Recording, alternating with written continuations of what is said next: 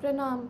हम बहुत त्रस्त होकर के योगी जी से एक मांग कर रहे हैं कि आप एक बार में ही हमको, हमारी माँ को और हमारी बहन को एक बार में ही मरवा दीजिए, लेकिन इस तरह धीरे धीरे करके हमारे हाथ पैर मत काटिए। फर्जी मुकदमेबाजी जो माँ पे सरकार के समर्थन से हो रही है, इसकी पीड़ा अब हम लोग झेल नहीं पाएंगे।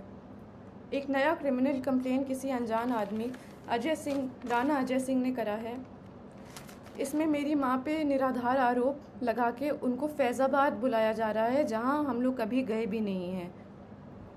हज़रतगंज थाने में भी फर्जी एफआईआर और मुकदमे चल रहे हैं। डीसीपी कहते हैं कि उन्हें जानकारी नहीं है और एसएचओ कहते हैं कि ऊपर का मामला है और हमारे पास वॉइस रिकॉर्डिंग है, क्योंकि हम बिना प्रमाण के बात नहीं करते। एमएचए और इंटरनल सिक्योरिटी ने यूपी पुलिस को कार्रवाई करने को कहा है और यूपी पुलिस प्रशासन मम्मा को ही परेशान कर रही है। सेंटर ने लिखा है कि mamma's evidence is self explanatory, मतलब सबूत ही प्रमाण है।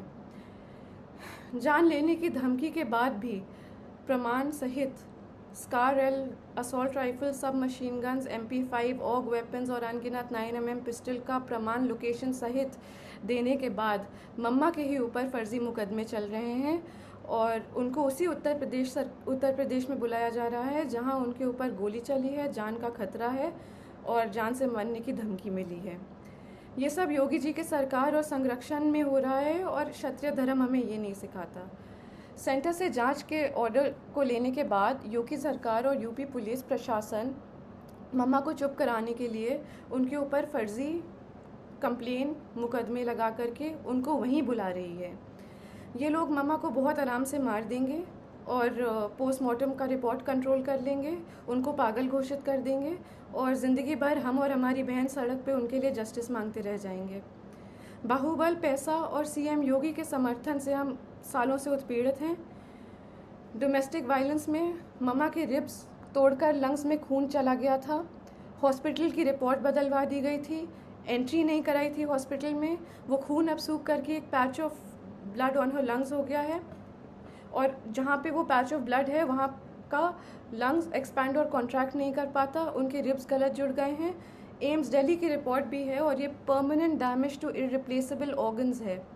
दिल्ली पुलिस जब कार्रवाई करने के लिए लखनऊ गई तो दिन दहाड़े गवाहों के घर जाके यूपी पुलिस के गनर्स ने गवाहों को डराया, धमकाया और चुप कराया।